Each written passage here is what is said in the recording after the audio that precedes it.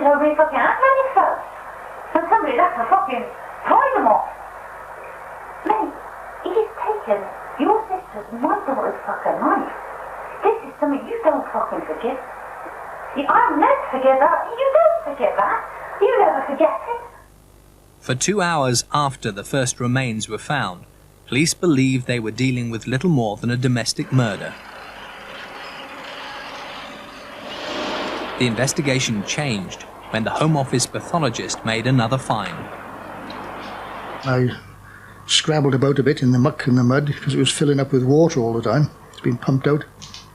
And I always remember picking up a couple more bones and looking up at Superintendent Bennett, rather mischievously perhaps, and saying, well, I've seen one thigh bone, so either this lady's got 3 legs or you got more than one body. The police, removing the first bones to a makeshift morgue, now suspected there were more secrets in the garden. West was given a chance to tell what he knew. Do you know of any other bones that have been there?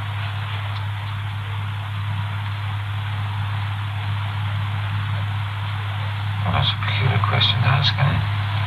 Yeah, no. Heather is in there. When West was told of the 3rd leg bone in his garden, there was a dramatic pause. Have you any knowledge where this other bone might come from at all?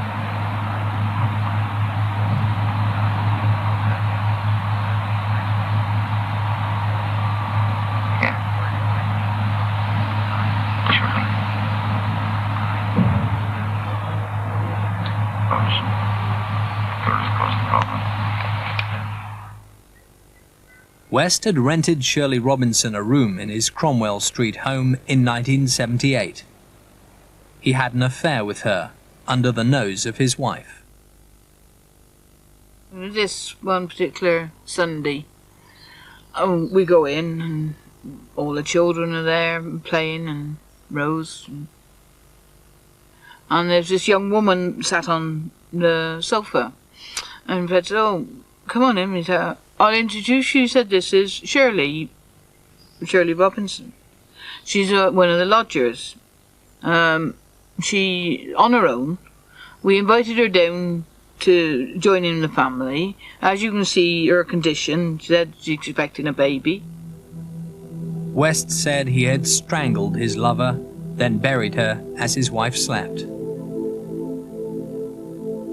It was a bright moonlit night. I remember that, some of the room shining bright, so there were no any lights or anything to bother. Dug the middle of this pool out quietly. Took the top off it and dug it out. But as I said, there was already a fair hole under there. So I thought, well, gee, I can't get her down through there. And then I was looking at her body, and I thought, well, gee, I gotta cut her up again. You know, I mean, where's this going to end? And by this time, I am realizing that is 3. 2. Sorry, that's 2, not 3. That was surely in. You know, where is this going to stop? You know, I have got to stop. I've got to give myself up. I've got to tell Rose, so she can get somebody to help me sort, so that I don't do this thing again. Because the problem I've got, and I know it's a problem, and I knew I should have got out with it. Inside the bugged safe house, Rose West said she had suspected her husband's perversions. See, mate, I told you, as you know well, I told you that I thought Dad was a very sick man. Yeah, and it's come out, he is a very sick man, and worse than I ever could have dreamed of, but nobody could have known. It was obvious that the head had been detached from the rest of the body and the legs in virtually all of them. In the case of Heather, which is the hole I described I went to first, again it was obvious that some of the bones had been badly, deliberately damaged. The thigh bones, one was broken right through, and they had cuts on them from what could be an axe or a very sharp cleaver, not a knife. Well, there were knife marks as well, as it happens, but I mean the obvious things were these shattering, heavy blows which had gone right through certainly one of the femurs.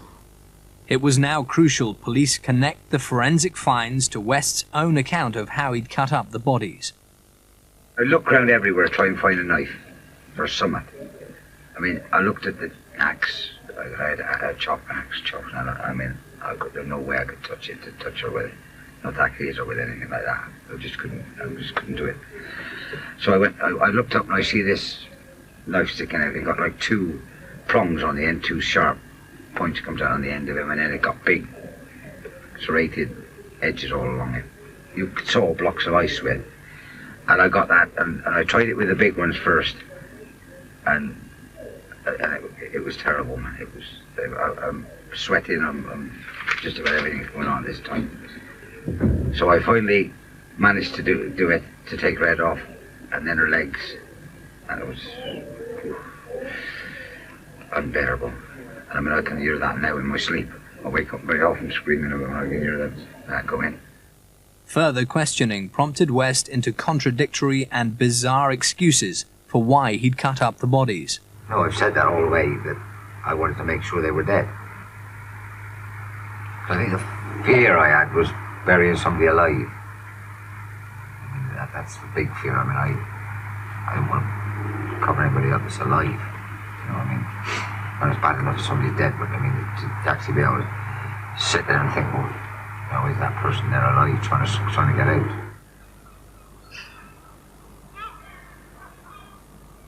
By Saturday night, Fred West had confessed to 2 murders, and police had found 2 bodies.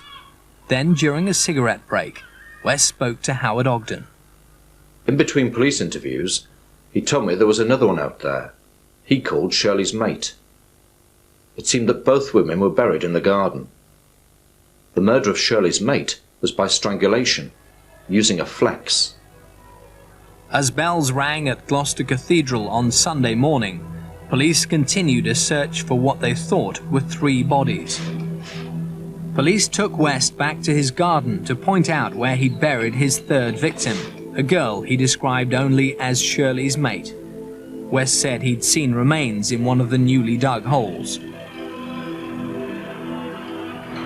You know what I looked straight across and I could see her. I think she's in a plastic bag, I think. And you could actually see it in the corner. So there's a big hollow in behind it. If you look underneath the step, you can see straight underneath, there's a big hole. As interrogations continued, West revealed matter-of-factly how he was able to cope with dismembering the body of his teenage daughter, Heather. That's easy, she's looking at me, I thought, you know, it's simple, isn't it? If somebody's sat there looking at you, you're not going to use a knife on a person, are you? So I just went like that and closed your eyes and you stayed shut. That was that. Mr. West looked pale and drawn as he was brought into court. It was during the reading of the 2nd murder charge that he suddenly collapsed in the dock. After several moments, he was helped back to his feet by 2 police officers. The chairman of the bench asked him, "Are you all right?" He replied, "Yes, sir," the only time he spoke during the 10-minute hearing. Frederick West was making his 2nd appearance before magistrates following the discovery of 3 bodies buried in the back garden of his house at Cromwell Street in Gloucester, one of whom is still unidentified.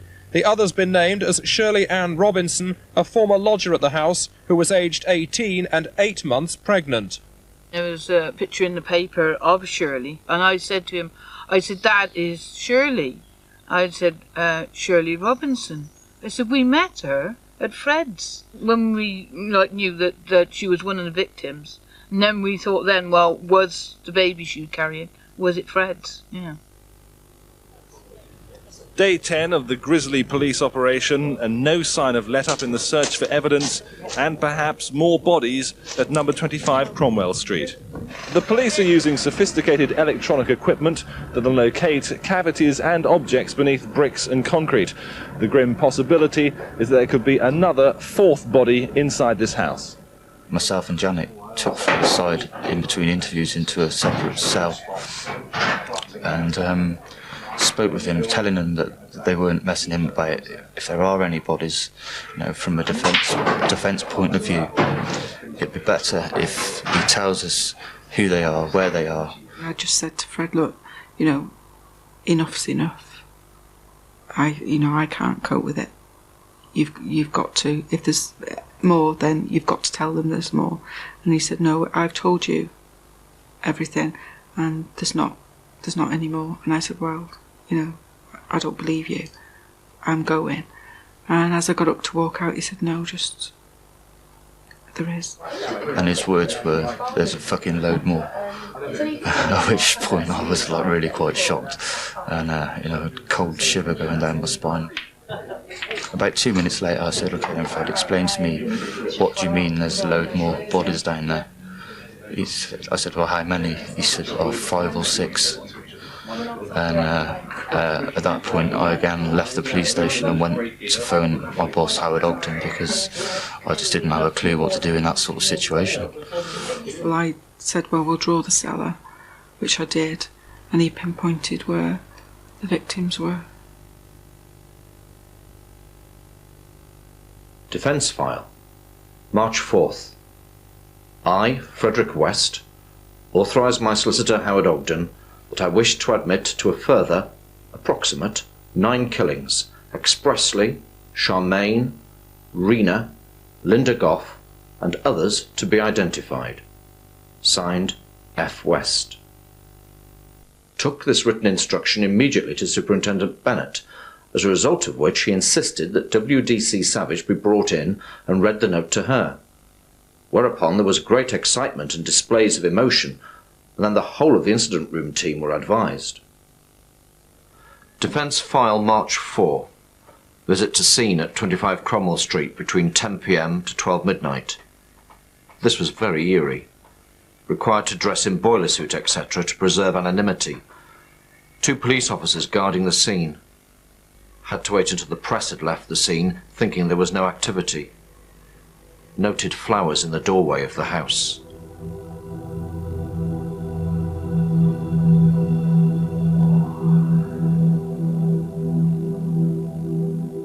Fred could feel where the bodies were.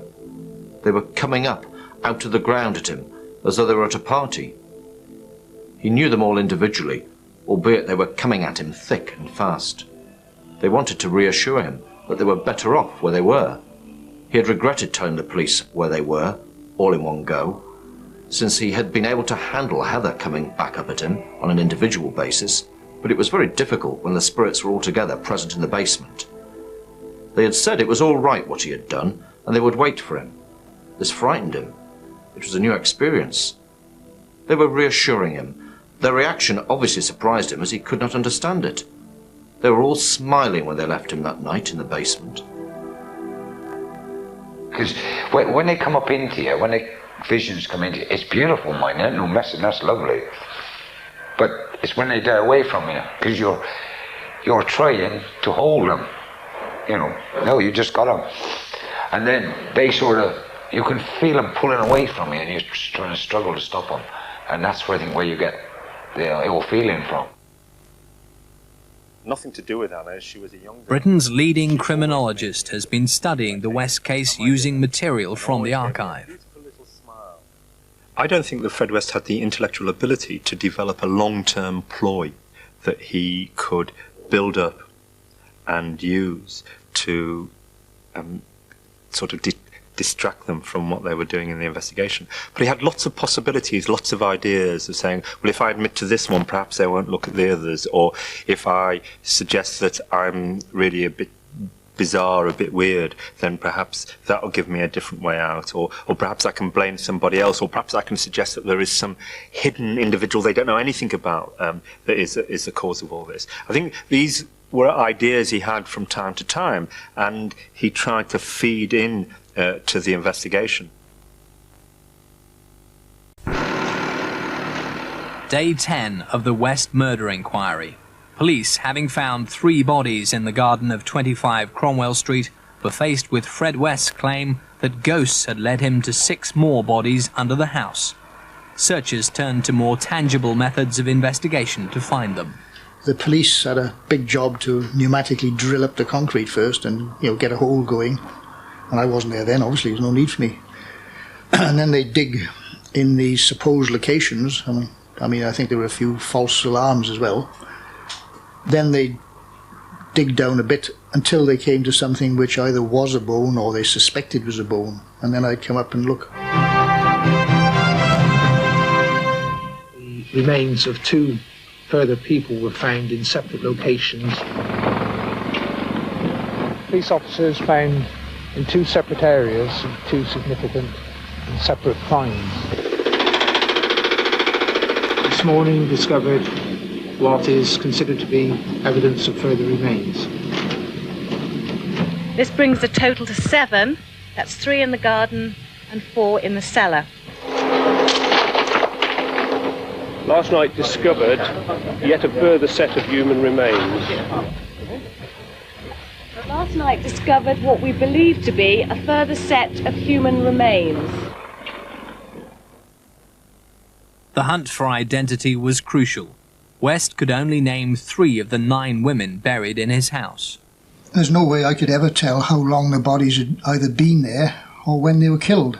Really, I could tell they were young females of a certain height from finish. And then from there, I handed the material over to Dr. Whitaker, who did all the work, really. What I'm doing is kind of collecting information, you know, taking x-rays, doing my best. And then I'm ringing up the police in Gloucester, you know, every night or every week, and saying, you know, I've got as far as this, I can't go any further, don't know who she is, but if we could get some photographs, then I might be able to do something. And the police then, their teams start collecting photographs from family, you know, anywhere they can get them.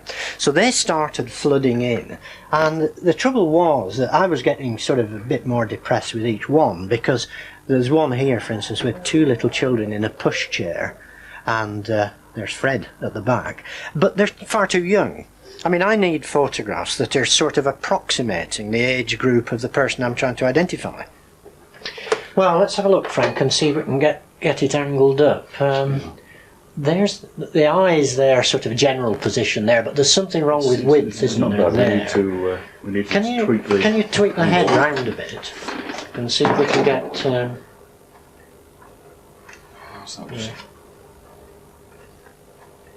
As they are recovered, it's discovered they're all female. It's discovered that they're roughly in the same age groups. The skeletal features are going to be extremely similar. So I knew early on we had a major problem, not only in finding out who these girls could possibly be, but from my point of view, making absolutely sure that we knew which set of remains were which. But we identified all of them, every single one, using laboratory methods. What I'm going to want to be doing eventually is somehow to capture information from these photographs and superimpose it on the remains. You can imagine a head in one hand, a photograph in the other, and electronically merge those and look for points of similarity. West told different stories about how the nameless victims had died, many unconvincing and contradictory. At first he'd said he'd killed to cover his adultery, when a driving job in the 1970s gave him the chance to abuse hitchhikers for sex. Yeah, but there was this rape thing that she was on about in the van. She was going to say I'd raped her and everything else. And the whole fear, and this is something that we've got to go into, was the biggest fear that was in me was Rose finding out that I was messing with other women. So I brought the girl in. 19, 94, 17, 46, 20 seconds. I brought her in a box. So anyway, I put her in there and carried her in and down the stairs. And at that time, the hole that she's in was already dug out. There was a big piece dug out there. But see, like at that time, it meant a noise in the basement meant nothing, because I was there every night digging and breaking concrete and getting these stones out and throwing out through the window. He'd learned a sort of streetwise way of reading what other people were thinking of doing and trying to feed to them some account that he thought they would accept.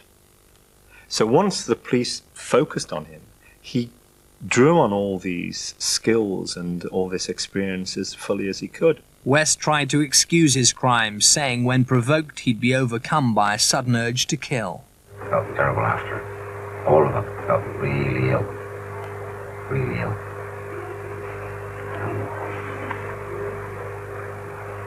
It was just this urge at the time when they upset me that I went for them. And so it was over, I felt, you know, what the hell do you do that for? You know, I mean, it wasn't what I meant to do at all. But the dig team was finding evidence horribly removed from unplanned attacks. There was a knife there, a long sort of ham knife. I don't think it has anything to do with dissecting or decapitating the bodies. It didn't have a point on it. It was a round-ended one. And there were lots of bindings, mostly underclothes, tied in sort of loops and knots, belts, and of course a lot of this sticky parcel adhesive tape, which had been wound round sort of mask shape.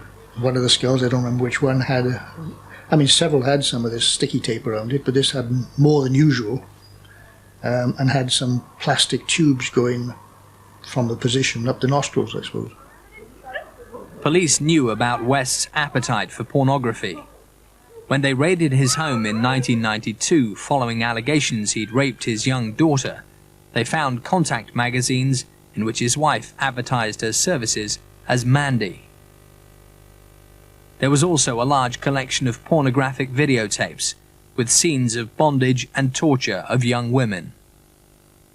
With those interviews, that's where it became apparent that there was sexual motives in the killings, which to me put a different light on Fred. I mean, I did start to see him quite differently at that point then. Because, as I say before, it was like being told a story. But at that point, it all became real, and I started to imagine then what these poor victims had actually gone through before they died. There were still more bodies to come. Police found